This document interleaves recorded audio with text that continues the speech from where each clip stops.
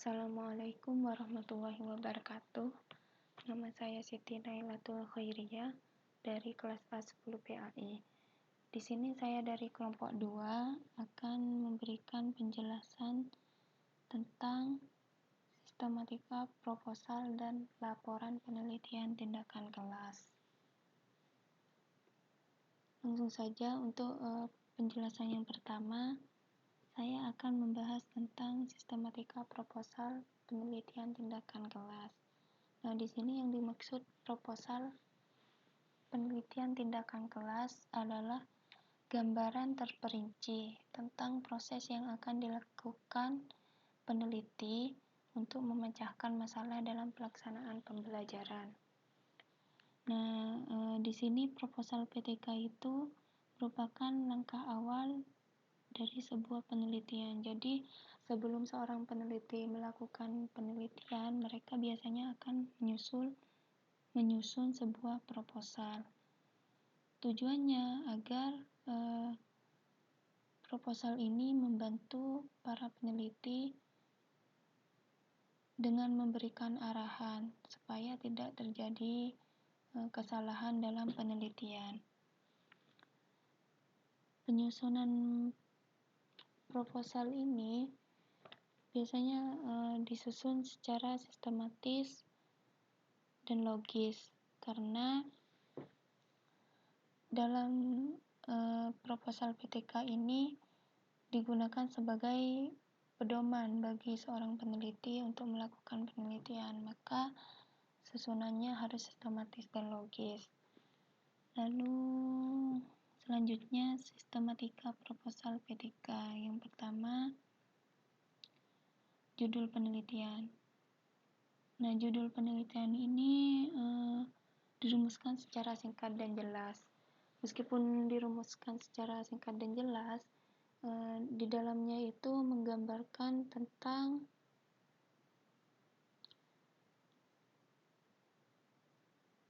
masalah yang akan diteliti, tindakan perbaikan, hasil yang diharapkan, serta manfaatnya, dan tempat penelitian yang dilakukan. Dan ketentuan dari judul penelitian ini tidak boleh lebih dari 18 kata. Bahkan ada pendapat lain yang menyatakan tidak boleh lebih dari 15 kata. Lalu untuk sistematika selanjutnya yaitu terdiri dari bab 1 pendahuluan. Di dalamnya terdapat latar belakang masalah. Nah, latar belakang masalah ini menjelaskan tentang masalah pembelajaran di kelas, proses identifikasi masalah, penyebab timbulnya masalah, serta alasan mengapa masalah itu penting untuk diteliti. Dan dalam penyusunan latar belakang masalah ini terdapat hal-hal yang perlu diperhatikan, yaitu masalah yang diteliti itu harus benar-benar terjadi, dan juga masalah tersebut perlu dijelaskan kondisi yang sedang dialami. Lalu yang kedua, masalah yang akan diteliti itu merupakan masalah yang penting dan mendesak untuk dipecahkan. Dan juga masalah tersebut tidak keluar dari konteks PTK. Lalu untuk sistematika pada bab 1 pendahuluan ini selanjutnya yaitu berisi perumusan dan pemecahan masalah. Nah, dalam perumusan masalah ini biasanya dibuat dalam bentuk kalimat tanya, dan di dalam rumusan masalah ini dijelaskan tentang definisi, asumsi, dan lingkup yang menjadi batasan penelitian. Lalu dalam pemecahan masalah berisi uraian tentang alternatif tindakan yang diambil untuk memecahkan masalah. Nah, pendekatan dan konsep yang digunakan itu untuk menjawab masalah tersebut hendaknya sesuai dengan kaidah PTK. Lalu selanjutnya tujuan dan manfaat penelitian. Nah, tujuan PTK ini harus dirumuskan secara jelas. Lalu tujuan penelitian PTK ini berkaitan dengan usaha mencari jawaban apakah tindakan perbaikan yang dilakukan oleh peneliti berhasil sebagaimana yang diharapkan atau ditujukan. Sedangkan manfaatnya berisi tentang manfaat apa saja yang diperoleh dari penelitian tersebut, misalnya manfaat bagi peserta didik, bagi guru, bagi sekolah, dan lain sebagainya. Lalu untuk sistematika selanjutnya yaitu bab 2 yang berisi tentang kajian teori. Nah, pada bab 2 ini berisi tentang pembahasan teori-teori dan referensi yang digunakan dalam penelitian. Artinya dalam kajian pustaka tersebut berisi ulasan-ulasan teoritis konsep pembelajaran yang sedang diteliti. Lalu untuk bab berikutnya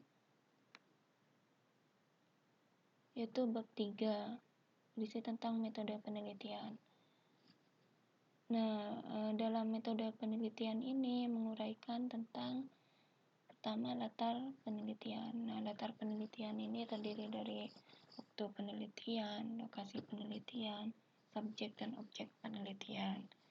Lalu yang kedua, instrumen penelitian. Nah, instrumen penelitian ini merupakan alat bantu yang digunakan untuk mengumpulkan data penelitian, misalnya angket.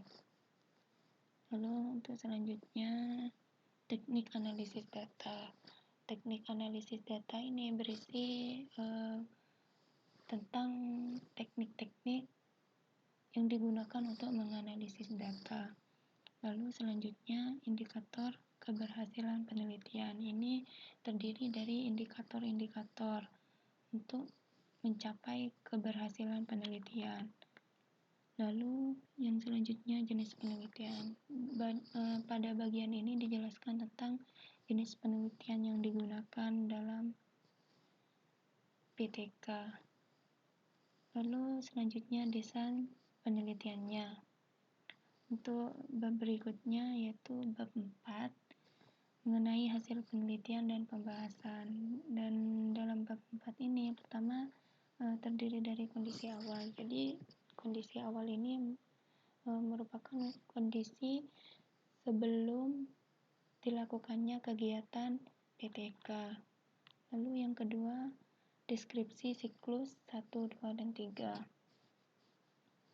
Deskripsi siklus ini menjelaskan jumlah siklus yang akan dilakukan dan juga menentukan berapa pertemuan tiap siklus tersebut. Ketentuannya itu minimal 2 siklus dan untuk tiap pertemuan tiap siklus itu minimal 3 pertemuan. Tiap siklus ini mengikuti tahapan PTK yang terdiri dari beberapa kegiatan seperti pertama kegiatan perencanaan, lalu yang kedua kegiatan tindakan, yang ketiga kegiatan hasil pengamatan, lalu yang keempat refleksi siklus, dan yang terakhir dilakukan evaluasi. Lalu untuk selanjutnya pembahasan hasil penelitian. Nah, pada bagian ini dipaparkan tentang hasil penelitiannya.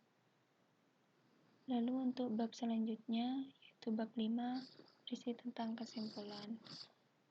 Terdiri dari kesimpulan dan saran. Untuk kesimpulannya itu berisi jawaban dari rumusan masalah yang dikemukakan. Sedangkan untuk sarannya ditujukan kepada pihak-pihak yang terkait dalam penelitian tindakan kelas. Untuk selanjutnya, daftar pustaka.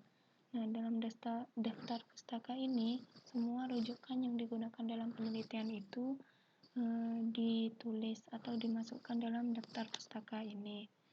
Untuk selanjutnya, lampiran. Nah, lampiran ini berisi semua lampiran yang berhubungan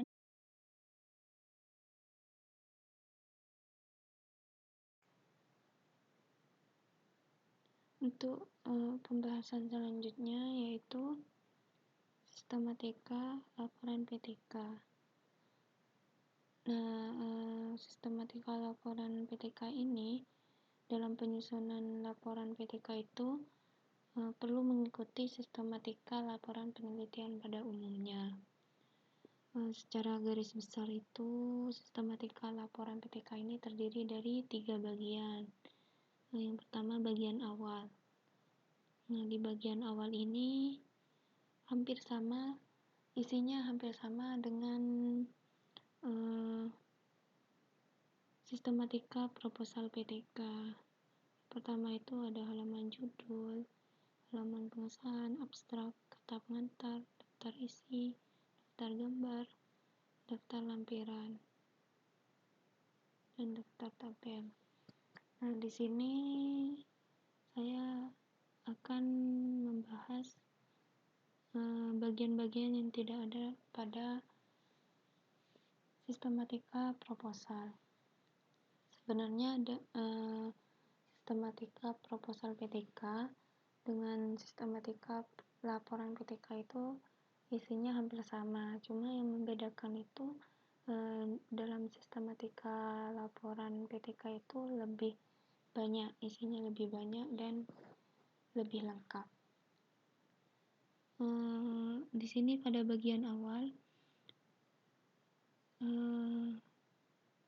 bagian yang tidak ada di sistematika proposal PTK itu pertama ada halaman pengesahan, terus abstrak, dan ini kata pengantar sampai daftar tabel.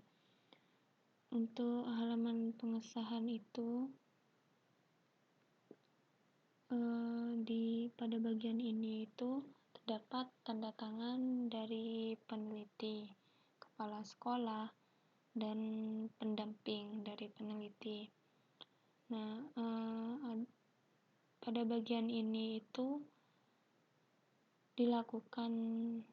diadakan tanda tangan, dipaparkan tanda tangan sebagai keterangan bahwa laporan PTK yang bersangkutan itu telah memenuhi persyaratan.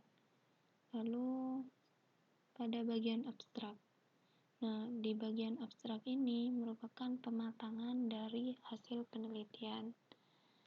Jadi di bagian abstrak ini berisi tentang inti dari penelitian yang dilakukan.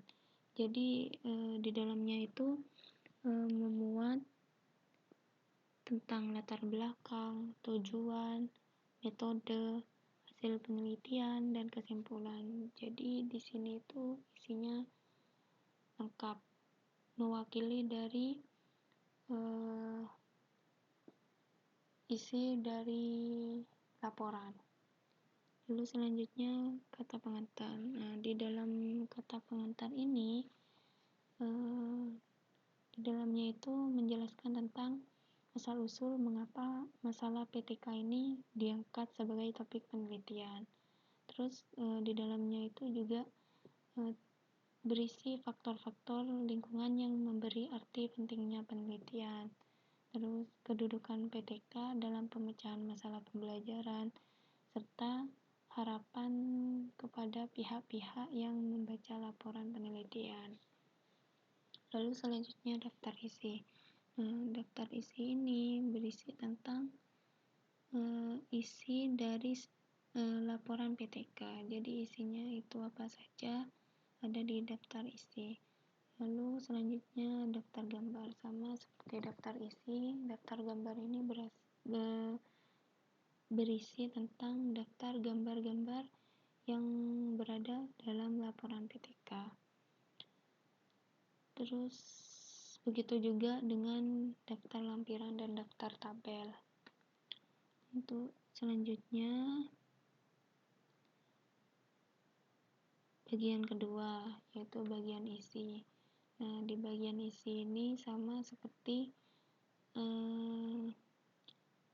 bagian pada proposal PTK, isinya sama. pertama itu pendahuluan, kajian pustaka, itu metodologi penelitian, hasil penelitian dan pembahasan, terus simpulan dan saran. Nah, di sini pada bagian isi ini, di dalam pendahuluan ini, bagiannya itu terdapat latar belakang masalah, sama seperti proposal penelitian. Lalu yang kedua itu identifikasi dan pembatasan masalah. Nah, pada bagian identifikasi ini menunjukkan berbagai kesenjangan atau penyimpangan dari aturan pembelajaran yang perlu dicari solusinya melalui PTK. Nah, dan dari berbagai masalah tersebut, selanjutnya diadakan pembatasan masalah. Nah, pembatasan masalah ini maksudnya masalah mana saja yang menjadi perhatian dalam PTK. Lalu selanjutnya ada tujuan penelitian, manfaat penelitian, pertanyaan penelitian. Nah, pada pertanyaan penelitian ini berisi pertanyaan-pertanyaan yang sesuai dan sejalan dengan tujuan penelitian yang dicari jawabannya dalam penelitian. Lalu selanjutnya hipotesis tindakan. Dalam hipotesis tindakan ini berisi tentang jawaban sementara terhadap masalah yang diteliti. Terus selanjutnya sistematika penulisan. Dalam sistematika penulisan ini menjelaskan tentang sistematika laporan PTK ini, yang dimulai dari bab 1 pendahuluan sampai bab 5 simpulan dan saran. Lalu pada bab 2 itu kajian pustaka. Nah, kajian pustaka ini sama seperti kajian pustaka di proposal PTK itu. Jadi di sini itu berisi tentang kajian teori. Lalu selanjutnya metodologi penelitian. Nah, metodologi penelitian ini menguraikan langkah-langkah penelitian yang akan dilakukan secara rinci, mulai dari perencanaan, pelaksanaan tindakan, observasi, evaluasi, refleksi, itu semua yang bersifat siklus, seperti itu. Lalu untuk selanjutnya hasil penelitian dan pembahasan, sama seperti yang telah dijelaskan sebelumnya di proposal penelitian, begitu juga simpulan dan saran, persyaratannya sama. Lalu yang terakhir, pada bagian sistematika laporan PTK ini bagian penutup. Di bagian penutup itu ada daftar rujukan dan lampiran, sama seperti sistematika proposal PTK. Mungkin cukup sekian dari saya, kurang lebihnya mohon maaf. Terima kasih atas perhatiannya. Wassalamualaikum warahmatullahi wabarakatuh.